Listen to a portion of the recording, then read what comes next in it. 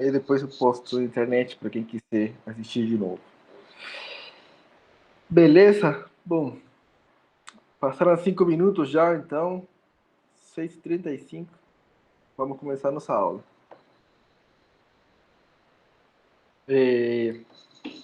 Bom, na primeira aula a gente viu uma revisão bem rápida, né, sobre matriz, um pouco de esperança, variância e umas propriedades, né? Até falei que você pode imprimir aí para ficar mais fácil. Aí na segunda aula a gente viu um pouco de R, bem introdutório, né? E essa aula introdutória foi para a gente conseguir depois fazer algumas coisas mais interessantes, né? Algumas tabelas, alguns gráficos. Eu vou tentar ensinar umas coisas de análise de dados no R para aquela pessoa que nunca viu, né? Não fique na desvantagem, né? E claro que eu vou colocar coisas da nossa matéria mesmo. Então hoje a gente vai entrar, assim, oficialmente vai entrar com o tópico aqui da matéria, né? Que é regressão linear simples. Eu vou abordar bastante assuntos, né? O que é o modelo de regressão linear simples, como que é a estimação. Eu vou colocar alguns exemplos no R, mas não precisa se preocupar. Eu acho que eu coloquei os códigos, tá? Só para alguém depois, quando estiver estudando, precisando voltar aos slides. Mas essa parte do código a gente vai ver com mais calma na próxima aula, tá? Mas eu costumo colocar os códigos para que alguém fique na dúvida como que faz, possa lembrar aí. Tá? Bom, só lembrando algumas razões para estudar análise de dados, né? Que ele é importante nas empresas, né? Tem muita oportunidade de trabalho, tem um salário bom. E o legal é que em manja de dados, né, você pode se desenvolver em várias áreas, né? Mesmo nas áreas que você não imagina, você pode se desenvolver aí. Né? E porque essa cultura data-driven tá, vamos falar assim, tá bem na moda, então se você manja de análise de dados, você vai ter um ponto a mais na sua entrevista. E o que a gente vai ver nessa matéria é principalmente modelagem, né? E aí, talvez a parte inicial de modelagem, a parte dos modelos mais intuitivos, mais fáceis de entender, mas que eles são a porta de entrada para um mundo novo de modelos, né? Mas quando que essa tal de modelagem entra em cena? Né? Ela entra em cena quando a gente tem alguma teoria econômica para testar, tem alguns modelos econômicos, a gente vai pegar dados e vai testar empiricamente eles. Vai falar, vamos ver se faz sentido mesmo, se não faz. Quando a gente tem em mente alguma relação que ela tem alguma importância no processo de tomada de decisão. Né? Alguém numa empresa quer saber o efeito de alguma coisa, como influencia, sei lá, na venda de um produto, ou na satisfação dos trabalhadores, alguma coisa dessas. Né? Quando a gente quer explicar um determinado fenômeno, né, vamos supor, a gente quer explicar o peso da criança recém-nascida, né? A gente quer explicar comportamento de alguma variável macroeconômica, né? A gente quer explicar como muda alguma determinada coisa quando mudam as políticas da empresa, né? Tudo isso tem a ver com modelagem, né? E, logicamente, quando a gente quer fazer previsão, né? Também é importante tudo isso. Então, vamos supor que a gente está interessado em entender, explicar ou prever um fenômeno que a gente vai colocar ele com o nome de Y, tá? Só que esse Y, a gente vai tentar explicar ele, né? Vai tentar prever ele, entender ele, em função do conjunto de P características, né? P variáveis. Né? E vamos supor que a relação entre os Y e o X seja dessa forma aqui, né? Tem uma função desconhecida, tá? Essa F é uma função desconhecida. Então que o nosso Y ele é igual a essa função, né? Dos X mais U. Esse U é uma perturbação aleatória, né? Ou poderiam ser alguns outros fatores, além dessas P variáveis, que também ajudam a explicar Y. Na prática, a gente não conhece F, né? Se a gente conhecesse, já estava fácil, né? Mas na prática, a gente não conhece CF. Então, a gente vai utilizar dados para estimar esse F, tá? Quer dizer, sempre que eu coloco um chapeuzinho em cima de alguma coisa, quer dizer estimado, tá? Estimado, estimador, mas é uma forma de representar que a gente vai aproximar isso que a gente não conhece, né? Vai tentar aproximar por alguma função que a gente tem dos dados, né? E, bom, com essa função estimada, a gente aplica ela nas P características. Se a gente tem, então, um valor estimado daquele y, né? Coloquei esse chapeuzinho significa estimado, né, para vocês não esquecerem. No nosso caso, nessa disciplina, a gente vai focar no caso em que a função f, né, que recebe as variáveis de entrada, que são as p variáveis x, né, é dessa forma linear aqui, né? Beta 0 mais beta 1 x1 mais beta 2 x2 mais beta p xp, né? Quer dizer, tem essa f é uma função linear nos beta, né? A gente vai focar nesse modelo porque é o que é mais fácil de entender, mas não necessariamente esse único modelo, tem muitos outros modelos que são mais complexos também. Mas para começar, vamos pegar isso aí. Esse i e esse x, dependendo que assim, se você pegar um livro de estatística, né, ou um livro de econometria, ou um livro do pessoal que foca em agronomia e tudo mais, né, ou um livro mais aplicado, você vai encontrar ele com diversos nomes. O y, ele é chamado de variável dependente, ou variável explicada, ou variável resposta, ou variável prevista, ou regressando, ou variável target. Já o x, ele é conhecido como variável independente, variável explicativa, ou variável de controle, ou previsora, ou regressor, ou covariável, ou future, de característica, né? Eu costumo utilizar mais os termos variável dependente, independente, de explicar e explicativa, tá? Ou covariável, mas eventualmente eu posso usar algumas desses outros nomes, tá? Mas eu geralmente eu tento falar y, né, a variável tal, e x, a variável tal, né? E também geralmente o padrão é chamar sempre y a variável de interesse, aquela que a gente quer explicar, e x, o conjunto de variáveis que a gente usa para explicar y. Esse é o padrão, né? Na hora de denotar as variáveis. Quando a gente trabalha com dados, tá, existem vários tipos de dados. Tá? Eles podem se classificar em corte transversal, séries temporais, corte transversal agrupadas, de painel, né? E para cada tipo de dado, a gente tem uma abordagem diferente de modelagem. Então é importante que a gente sempre saiba que tipo de dado a gente está trabalhando para escolher a melhor abordagem. Dados de corte transversal, eles são uma amostra, né, de elementos, de indivíduos. Né? Esses indivíduos podem ser o quê?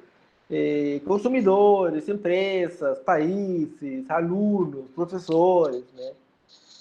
Basicamente, você vai tomar uma amostra daqueles elementos, né, que você está interessado. Né? A gente pode pensar, né, nesse corte transversal como se você observasse uma foto. Né? Coloquei uma foto panorâmica porque, embora a definição formal de dados de corte transversal é aqueles que você observa num período determinado do tempo, né? Às vezes, você não consegue observar tudo no mesmo tempo, né? Às vezes tem uma pequena janela, né, que você observa, então, para você entender como se fosse uma foto panorâmica, né? Você não toma ela no mesmo instante, né? Mas você começa a gravar, né? E tem uma pequena janela de tempo, mas basicamente você está observando no mesmo instante, né? Então, mais ou menos é isso que você poderia imaginar com corte transversal. Né? Quando alguém faz uma pesquisa, por exemplo, eu mando para vocês uma pesquisa agora, né? Vocês mandam os resultados para mim, isso seria corte transversal, por exemplo. Mas tem outro conjunto de dados que é diferente daquele de corte transversal, que são dados de séries temporais. Né? Nesse caso, as observações, né, sobre uma variável, elas variam ao longo do tempo. Tá? E a diferença dos dados de corte transversal, os dados de séries temporais, eles são ordenados cronologicamente. Né? Por exemplo, temperatura. Se a gente observar a temperatura diária dos últimos 2 meses, a gente vai ver um pequeno padrão, né? Vamos supor que eu pego aleatório vários dias, talvez eu não vou observar nada, né? Porque peguei aleatório e a gente sabe que a temperatura é estacional, né? No verão está mais alta, no inverno está mais baixa, né? Então, nesses dados, necessariamente, a gente tem que ter uma ordem cronológica. Tem outro tipo de dados, que é corte transversal agrupados, né? Que basicamente a gente pega várias amostras de corte transversal em diferentes períodos de tempo, tá? E painel, dados de painel são, você mistura corte transversal com séries temporais, né? Para cada observação, você acompanha essa observação ao longo do tempo, né? Mas nessa disciplina a gente vai focar em dois, tá? Em corte transversal e séries temporais, mas existem outros tipos de modelos para trabalhar com esses conjuntos de dados, tá? Então vamos começar com o primeiro modelo, que é regressão linear simples. E provavelmente vocês devem ter visto alguma coisa em estatística para administração, se chegaram até o final da ementa, né? Vamos supor que a gente tem duas variáveis, né? X e Y, e que a gente quer explicar X, quer explicar Y em termos de X, né? Ou estudar como varia Y em termos de X, ou predizer Y utilizando X, tá? Mas assim, Y é a variável de interesse e X é a variável que vai nos ajudar a conhecer um pouco mais dessa variável de interesse. Então, o modelo de regressão linear simples, ele é dessa forma aqui. Y mais beta 0 mais beta 1x mais uma perturbação aleatória. Né? Olha, o que é Y? A variável dependente. X é a variável independente. Beta, que eu coloquei aí como um vetor que tem beta 0 e beta 1, né? São os parâmetros do modelo. O beta 0 ele é conhecido como parâmetro de intercepto e o beta 1 como parâmetro de inclinação. Você não precisa lembrar esses nomes todos, mas vocês precisam entender que Y é dependente, X é independente, os betas são os parâmetros, né? E o U é o termo, ou a perturbação aleatória, por aí, um termo de erro. Que representa também outros fatores, além de X, que afetam Y. Alguns exemplos. Por exemplo, a gente pode estar interessado na relação de salário com educação. Né? Será que há mais anos de educação a pessoa tem um salário maior? E se é assim, então vale a pena você investir mais em educação, né? Mas se não, talvez não vale a pena, né? Então essa daí é uma pergunta que muita gente está interessada. Né? Por exemplo, as vendas do Galaxy Note 20 com os gastos de publicidade, né? Será que tem uma relação, né? Que se eu gastar mais em publicidade, vou vender mais Galaxy? Se existir essa relação, então vamos investir pesado na publicidade para conseguir vender mais produto. Né? Se não existe essa relação, não faz sentido eu continuar investindo que nem tonto, porque não vou vender mais.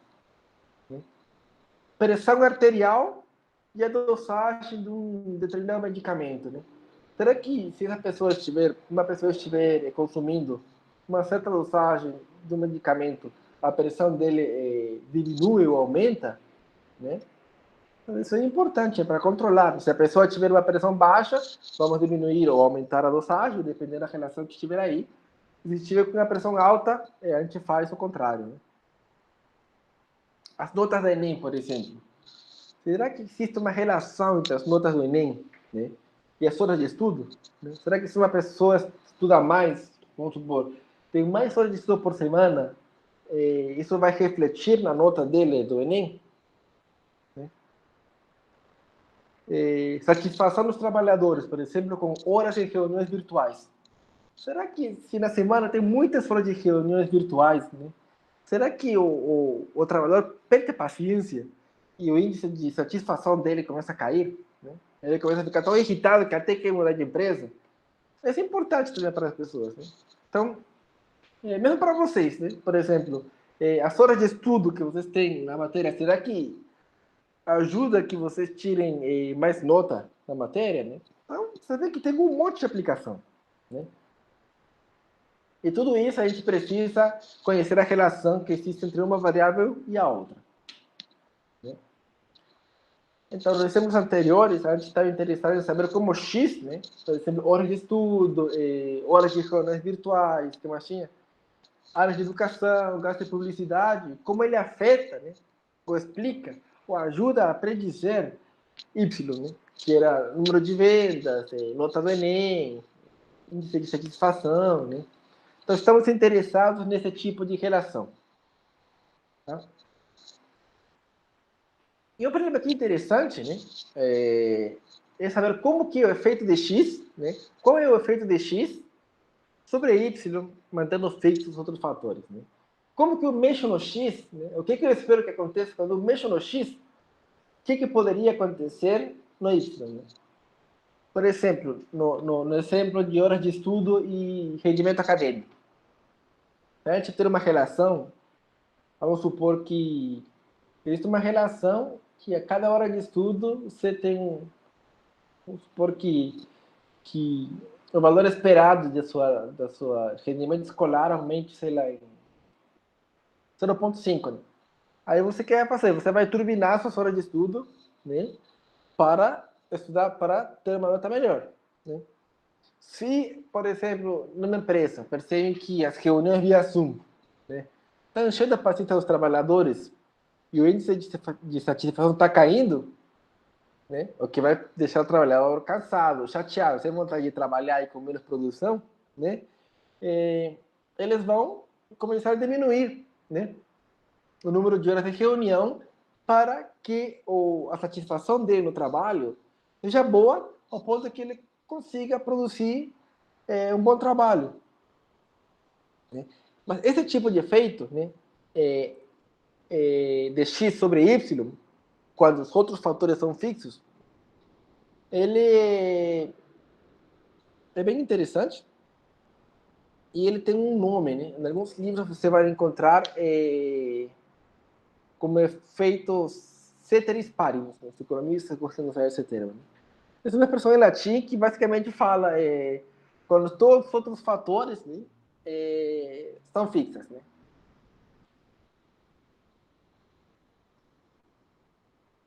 Bom, esses exemplos aqui, né, a cada 10 mil publicidades são vendidas em média 22 Galaxy Note 20. Né? Então, se você duplica, você espera que também duplique a quantidade de vendas. Né? E os exemplos que eu já dei, né? Aqui. Então, nesse modelinho que a gente tinha, né? Y igual beta 0 mais beta 1x mais U, se a gente mantém fixos os outros fatores, né? Ou seja, se a gente fazer a diferença dos U, como estão fixos, a diferença é zero, a gente tem o quê? Que a diferença de Y é igual a beta 1, diferença de X. Né? Por quê? Porque beta 0 é constante e outros fatores estão fixos. Ou seja, a diferença de U, ela é zero. Né? Então, veja que se eu vario X em uma unidade, meu Y vai variar em beta 1 unidades. Né? X varia em uma unidade, Y varia em beta 1 unidades. Né? Mas o problema é agora, como mantemos fixos os outros fatores, se na verdade a gente está ignorando eles, deixando eles aqui em U como se fosse termo aleatório. Né? A gente vai ver que a gente só consegue ter uma explicação confiável, né? Valores confiáveis de beta 0 e beta 1, quando a gente faz algumas suposições, algumas hipóteses sobre U e como ela se relaciona com X. Tá? É importante que vocês tenham claro que a gente não assume hipóteses. Muita gente pensa que a gente assume hipóteses. A gente não assume hipóteses. A gente estabelece hipóteses e a gente verifica as hipóteses para saber se nosso modelo está correto ou não. Então, isso é bem importante. E as hipóteses iniciais são as seguintes: que a esperança do termo aleatório é zero, e que a esperança condicional desse termo aleatório, dado x, ele é igual à esperança de u, que é igual, nesse caso, de novo a zero. O que isso implica? A primeira, basicamente, não tem problema nenhum. Por quê? Porque mesmo se o u ele não tem média zero, a gente consegue jogar tudo isso como um novo beta zero, né? Então, a gente sempre vai obter um modelo que tenha essa esperança de igual a zero, né? Sem perder generalidade, sem perder nada, né? Então, isso daí não tem problema nenhum. E o segundo, ele está dizendo o quê, né? Que o valor médio desses fatores não observáveis é o mesmo para todo o valor de x, né? Ou seja, independente do valor de x que eu tenha, a esperança condicional de u dado x é sempre igual, né? Então, essas duas condições são importantes. Elas vão nos ajudar a construir umas hipóteses mais interessantes no futuro, mas essas são as mais basiquinhas, né? Então, no modelo de regressão linear simples, se a gente aplicar essa esperança condicional em ambos os lados, né? Lembre-se que o modelo é dessa forma: y igual a beta 0 mais beta 1x mais u. Se a gente aplica esperança condicional em ambos os lados, a gente tem esperança de x de y dado x igual a esperança desse cara aqui, né? Que está entre parênteses, dado x. E das propriedades que a gente já viu na aula passada, temos o quê? Que a gente, pela propriedade de linearidade, a gente vai ter esperança de beta 0 dado x, mais esperança de beta 1x dado x, mais esperança de u dado x. Só que beta 0 é um número. E como não é uma variável aleatória, a esperança da constante ficava constante. A esperança de beta 1x dado x, o beta 1 é uma constante, ela saía da esperança, e ficava a esperança de x dado x. Só que, como eu estou observando x, né, dado que eu observo x, meu x não é mais aleatório. Vai ficar outra constante, então vai ficar x. E o último termo, que é a esperança de u dado x, essa daí, que é uma suposição, uma hipótese aqui do modelo, ela é zero. Então, eu tenho que a esperança condicional de y dado x é igual a beta 0 mais beta 1x. Né? Quer dizer que essa é uma relação, né? Dadas essas características de x, o valor esperado do meu y é tanto. Né? Então, à medida que a média de i, né? A média condicional de i dado x, aumenta em beta 1 por cada unidade que a gente vai ter de x, né? Que era bem parecido com aquilo que a gente viu quando a gente fez as variações, né? Então, um exemplo, né? Suponha que u é um fator não observado, né? Que seja aptidão, né? A gente não observa a aptidão da pessoa, né? A gente faz um teste psicológico, mas a gente não observa a aptidão, né? Mas a gente pode observar X, que é área de educação. As suposições, por exemplo, estão falando o quê? Que a esperança de aptidão, dado que a pessoa tem 5 anos de educação, né? E a esperança de aptidão, dado que a pessoa tem 12 anos de educação, é a mesma, né? Isso que está falando da suposição de U dado X, né? Então, isso aqui implica. Mas se a gente entender, não tem alguma evidência que isso não acontece, a gente está violando a hipótese, então a gente tem que repensar as estratégias de modelagem, porque a gente está violando uma hipótese. Né? Então, suponha que a gente tem esse modelinho aqui. Né? A gente já trocou, né? Tem y igual 1.05 mais 0.5x mais u.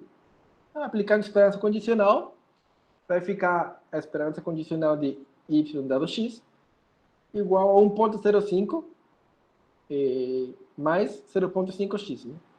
Onde esse carinha aqui é o beta 0 e esse outro carinha é o beta 1. Aí seria fácil, né? A média de y aumenta 0,5 por unidade de x. Então, se a gente tem isso, acabou o problema, morrer, a gente vai para casa, todo mundo feliz. Qual que é o problema dessa equação aí? Que na prática a gente nunca conhece beta 0 e beta 1. Se conhecesse, ótimo, a gente vai para casa, já sabe a relação, tá tranquilo, mas a gente nunca conhece. Então, o que a gente faz? Com os dados, a gente estima esses valores, né? Estima eles, vamos falar assim, da melhor forma possível, para que eles sejam o mais próximos possíveis, né, do beta 0 e beta 1 que a gente não conhece.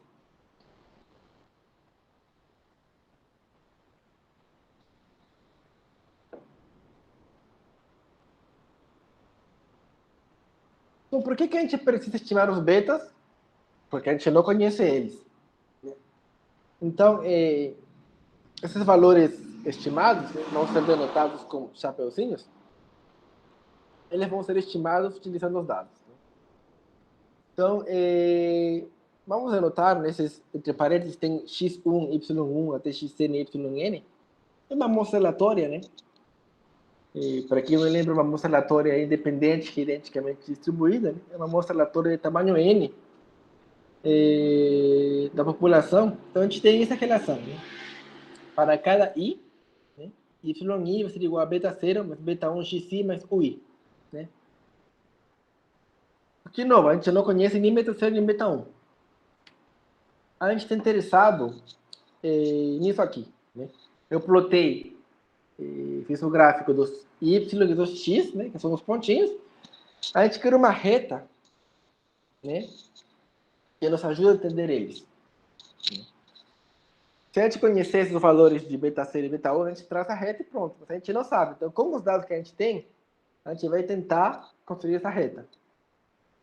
Mas a gente poderia construir infinitas retas, na verdade. Poderia colocar um monte de reta aí, né?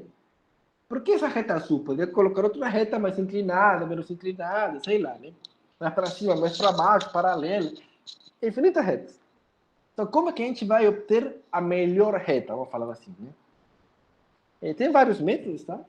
Mas o método que a gente vai utilizar, a gente vai obter essa reta de forma que ela minimize a soma do quadrado do resíduo. E o que é esse resíduo?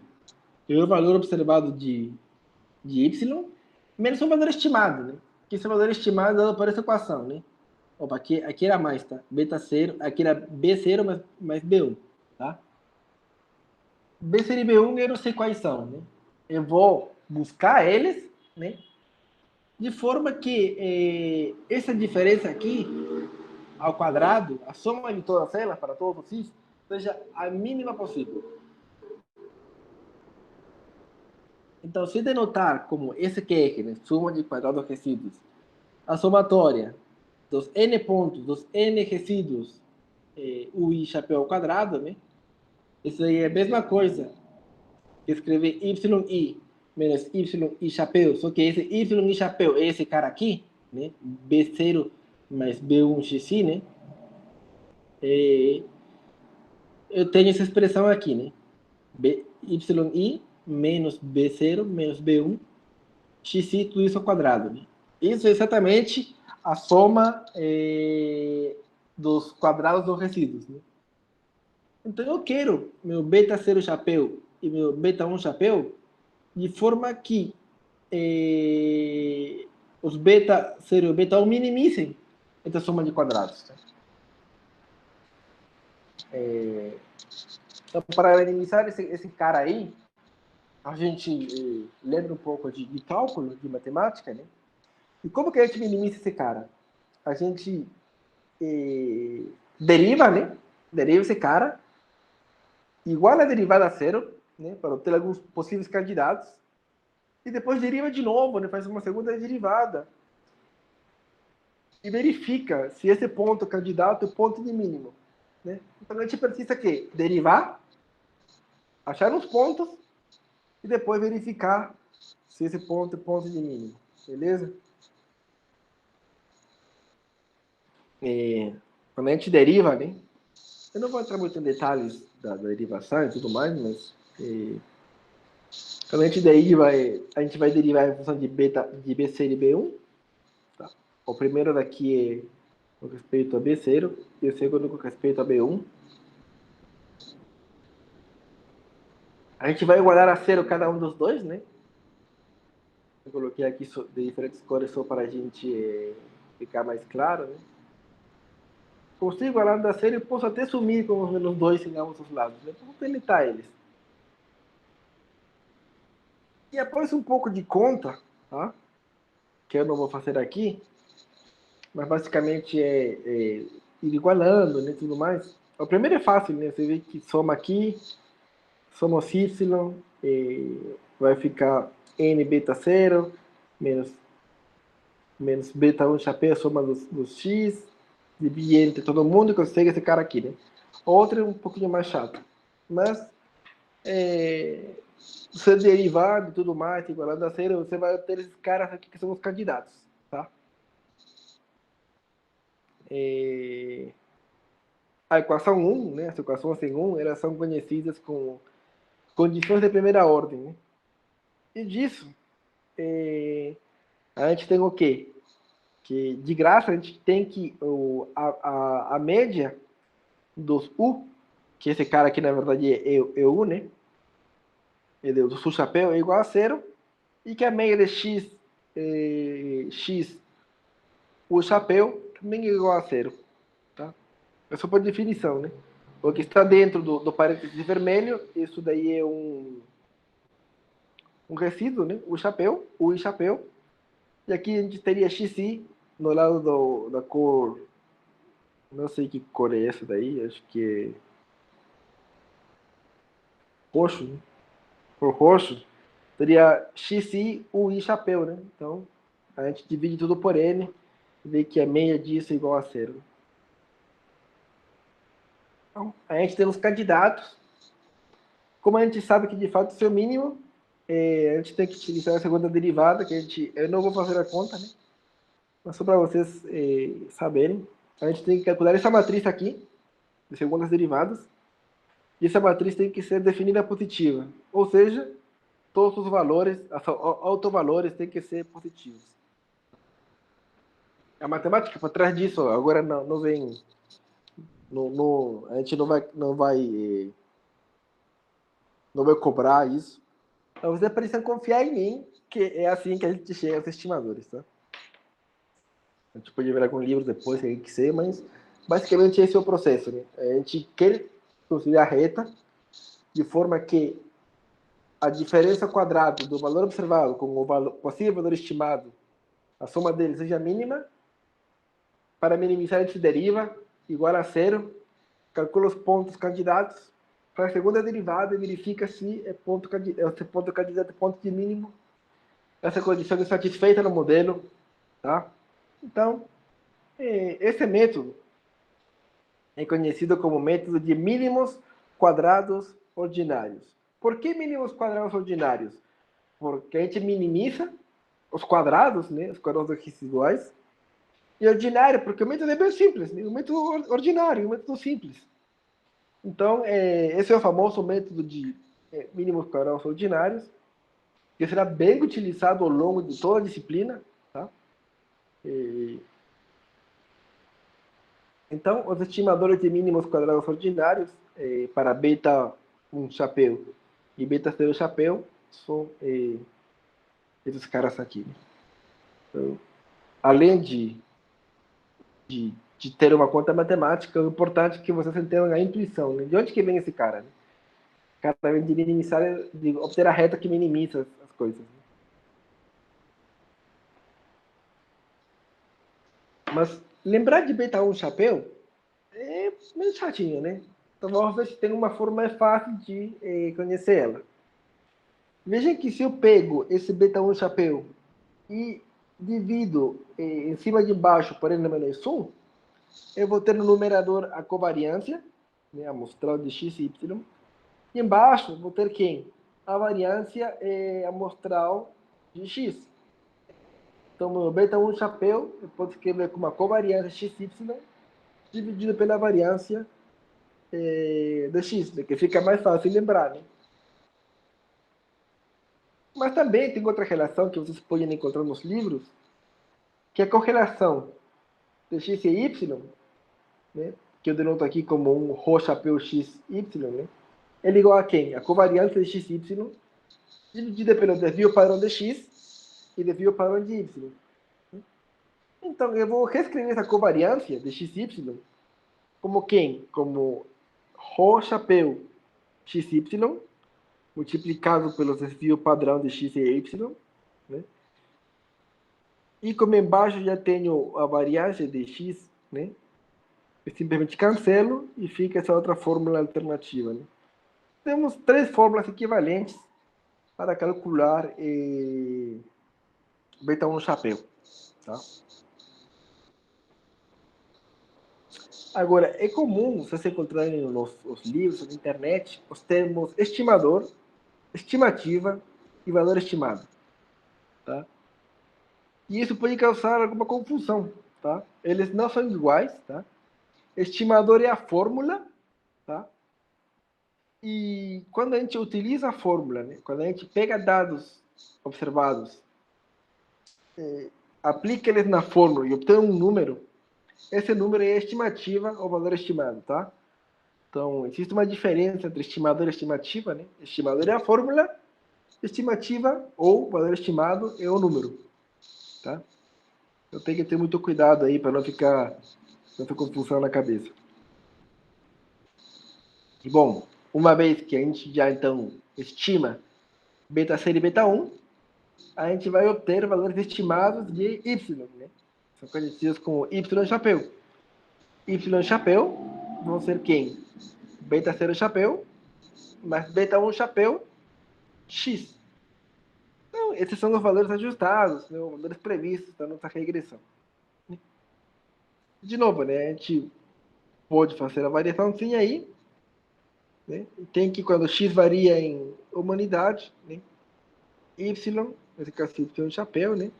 Que é o valor esperado, varia em beta 1 chapéu unidades. Então, tudo aquilo que a gente tinha visto antes, né? Para beta 0 e beta 1, que era bonitinho, maravilhoso, a gente chegou à conclusão de que é bonito, mas não dá para usar, porque a gente nunca conhece beta 0 nem beta 1. Mas a gente viu um método para estimar, utilizando nossos dados, estimar beta 0 e beta 1. Então agora a gente volta, né? E consegue trabalhar com o nosso modelo de regressão linear simples. Então, beta 1 nos diz quanto varia y chapéu quando x aumenta em uma unidade.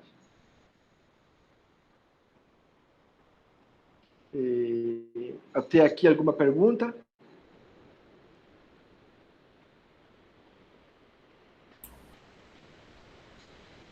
Acho que não, professor, da minha parte não. Beleza. Mas todo mundo entendeu, né? A gente tem um modelo, né? Que a gente está assumindo que esse modelo representa nossos dados, né? E como a gente não conhece os parâmetros do modelo, a gente vai estimar eles. E a gente estudou um método de estimação que a gente vai ver mais para frente bastante mais desse método ainda. Alguns exemplos no R, tá? Eu não preciso se preocupar muito, porque eu vou dar no laboratório mais com calma isso daí. Tá? Mas vamos lá. Informações sobre salário, né, anual em milhares de dólares, e o retorno médio sobre patrimônio líquido dos 3 últimos anos, que é uma variável ROE, né, denotada como ROE, está definida em porcentagem, de 209 CEOs, ele está disponível no conjunto de dados CEOSAL 1 do pacote Wooldridge. Alguém me perguntou na aula passada, por que a gente tem que instalar pacote? Pode ser para isso, né? Porque a gente vai ter que instalar esse pacote chamado Wooldridge. Né? Por quê? Porque nesse pacote tem o conjunto de dados CEOSAL, por exemplo. Vai ter que instalar o pacote para conseguir utilizar esse conjunto de dados.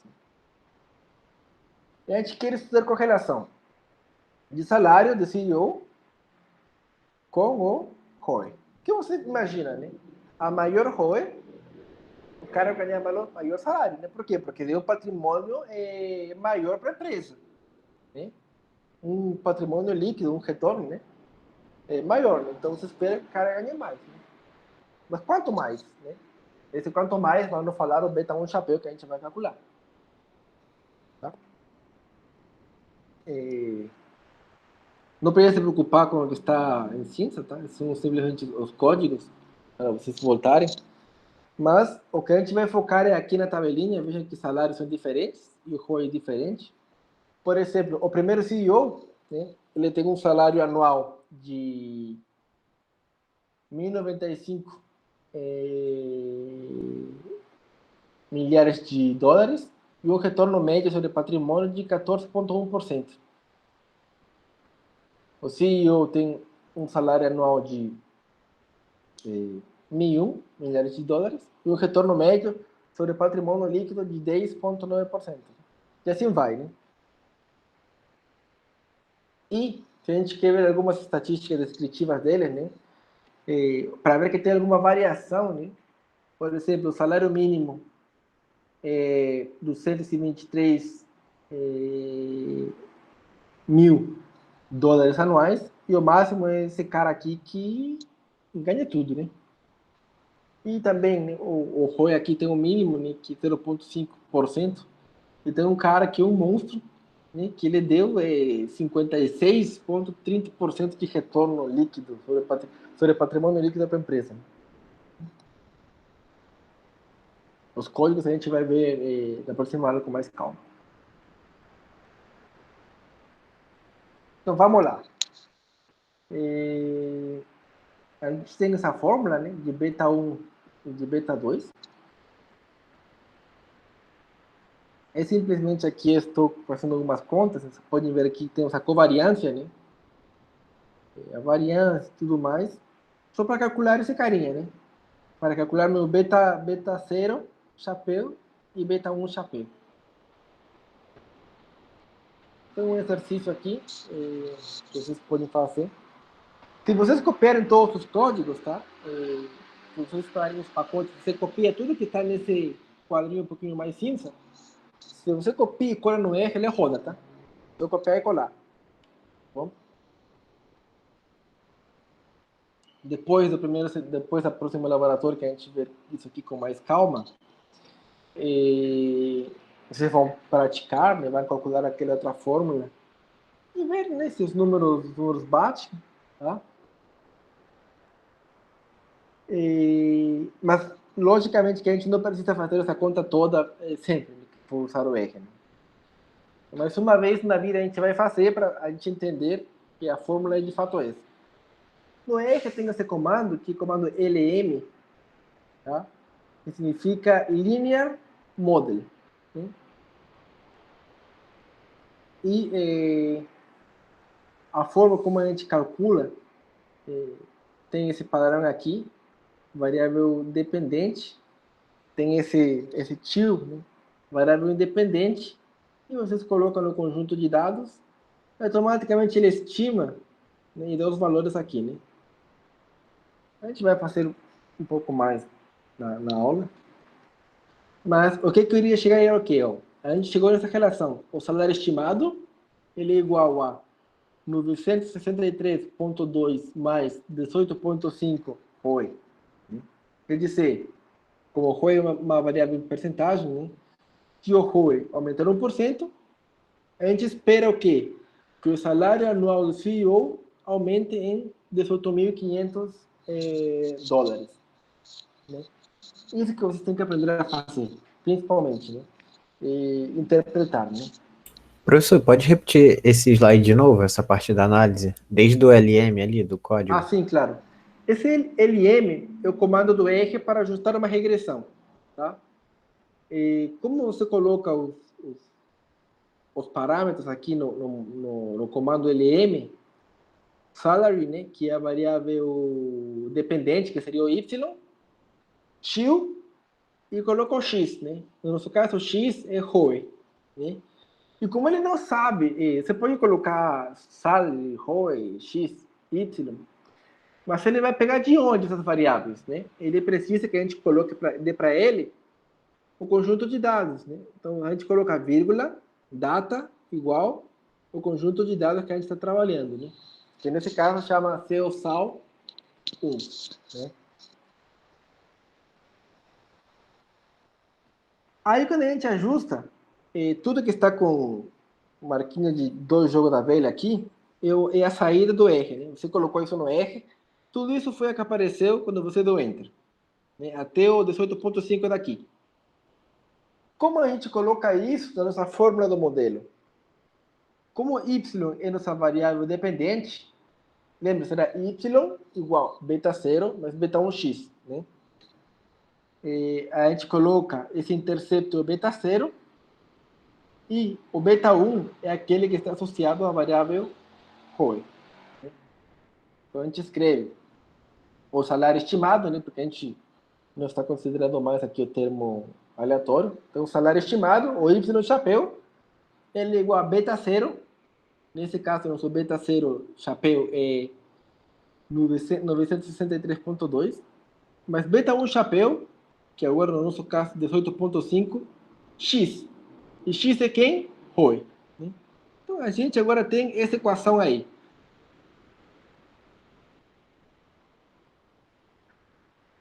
Como a gente interpreta isso?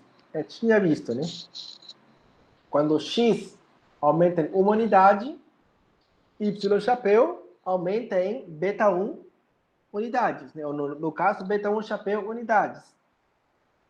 Como o ROI aqui é uma variável em porcentagem, né? Uma unidade, na verdade, aqui significa 1%. Né? Então, quando x aumenta 1%, né? Quando o ROI aumentar 1%, é y chapéu, ou seja, salário chapéu, né? Que é o valor esperado do salário anual, aumenta em 18,5. Só que 18,5 o quê? A gente está falando que salário estava em milhas de dólares. Né? Então, seria 18.500 dólares anuais. Né? Essa que é a interpretação. Né? Veja que para interpretar, a gente vai ver semana que vem, a gente precisava saber o quê? Saber como que estava medido, em que escala estava o salário e como estava, em que escala estava o ROI. Sem isso, a gente não consegue interpretar, né? Ajudou? Ficou um pouquinho mais claro aí? Ficou assim, professor, entendi melhor. Valeu. Beleza. Então, o que a gente fez? A gente fez isso. Os pontos aqui tem o salário e tem o ROI, né? A reta que a gente ajustou é essa reta aqui. Essa reta azul. Essa é a reta de regressão através do método de mínimos quadrados ordinários. Né? Tem alguns caras que estão bem afastados, né? Mas esses caras estão bem esquisitos, né? Porque são bem fora do padrão. Né? Talvez, será que essa é a melhor reta? Essa não é a melhor reta? Né? A gente vai para frente. Outro exemplo, né? Vendas e gastos de publicidade.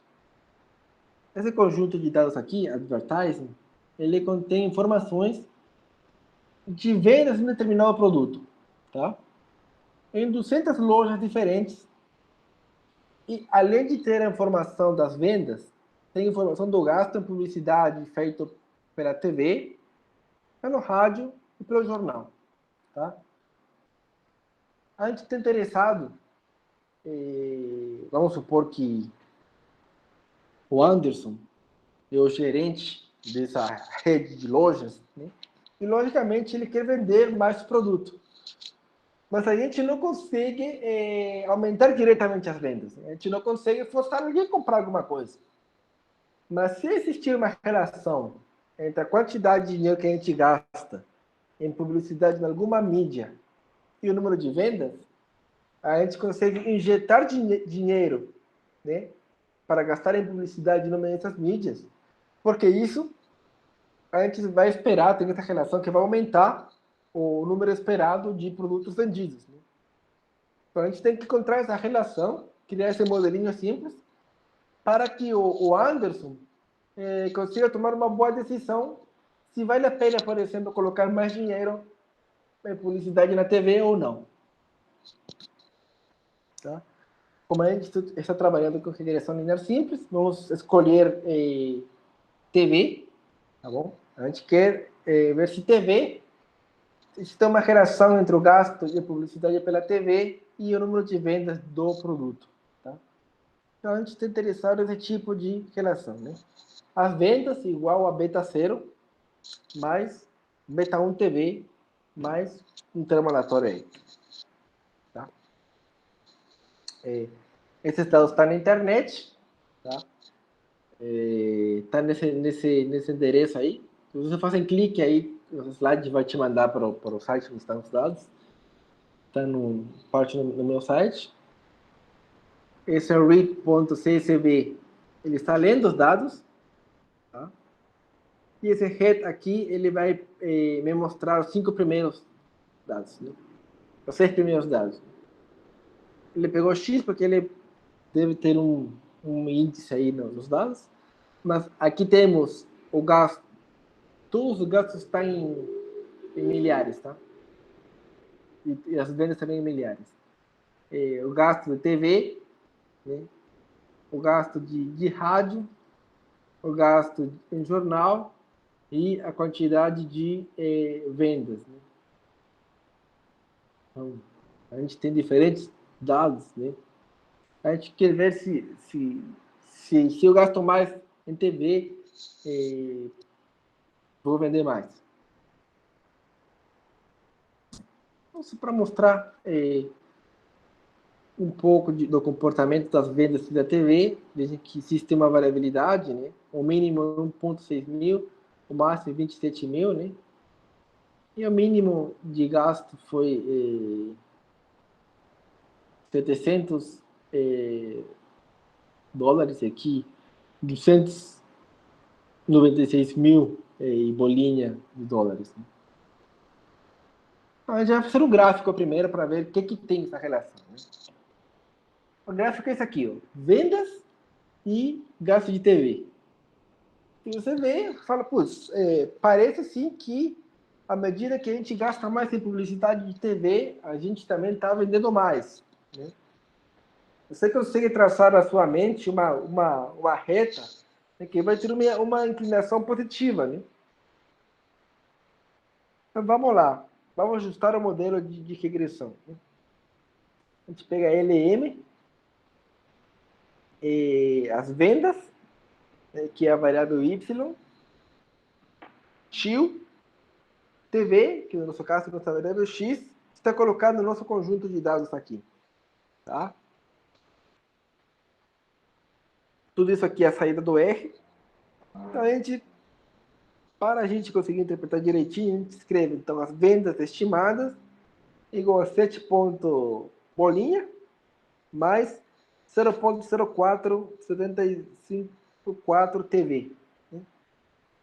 Então, se eu aumentar o gasto de TV, eu vou aumentar o número de vendas. Né? E qual que foi a reta que eu fiz? Eu fiz essa reta aqui, ó, que é mais ou menos, provavelmente, como a reta que vocês imaginaram na cabeça de vocês. Uma reta que é ter uma inclinação positiva.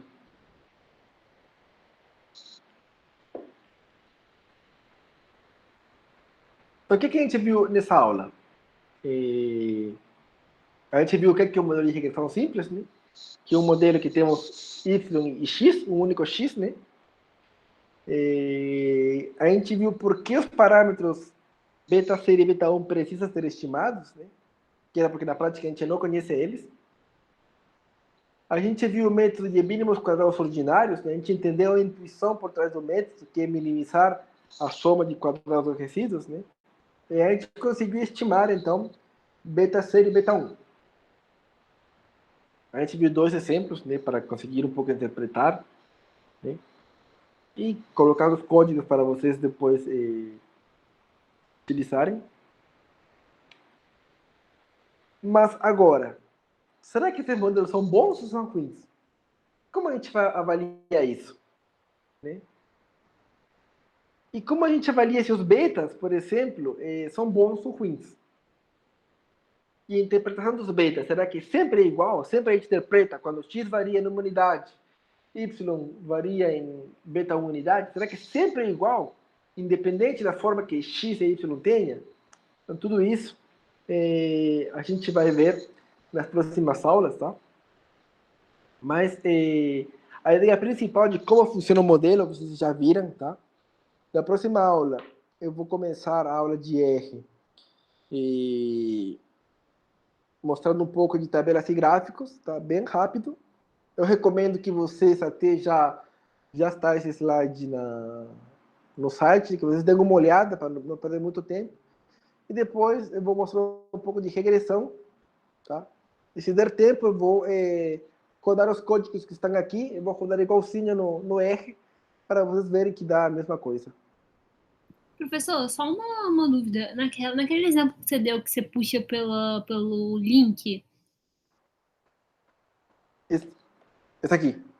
Exato. Como isso funciona mesmo? Tipo, o R ele faz sozinho? Ou eu tenho que entrar no link separadamente? Como então, que...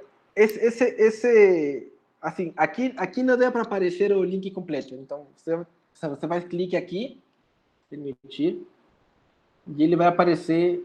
Eu vou ter que corrigir porque o link não está funcionando. Mas o link é esse aqui. Deixa eu ver aqui. Eu vou postar o link aí. Se eu não me engano. Deixa eu ver aqui.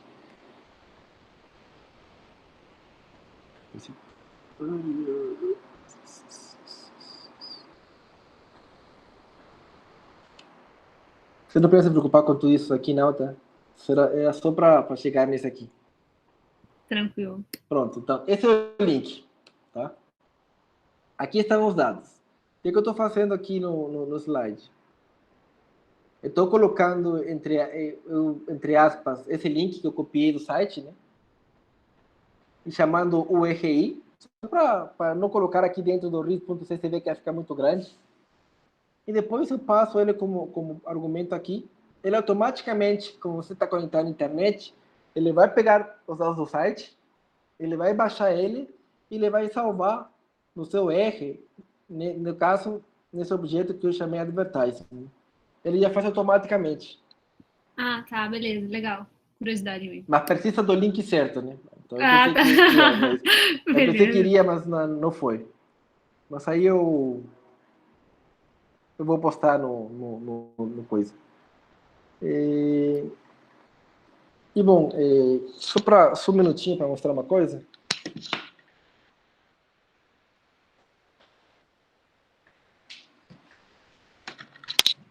O livro que eu estou utilizando como livro, o texto, esse livro aqui, tá?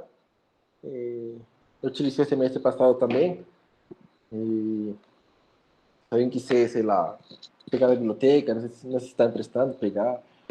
E todas essas coisas. Eu só vou desligar aqui a gravação, vou parar a gravação, mas não acabou a hora não, tá?